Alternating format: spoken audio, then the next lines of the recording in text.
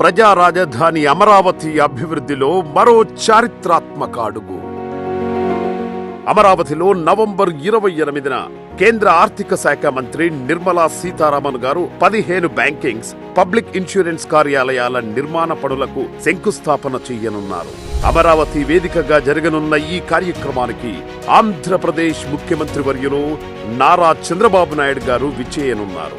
ఈ మహత్తర కార్యక్రమంలో ఉప ముఖ్యమంత్రి వర్యులు కొణిదెల పవన్ కళ్యాణ్ గారు, మానవ వనరులు మరియు ఐటీ శాఖ మంత్రి నారా లోకేష్ గారు పాల్గొననున్నారు.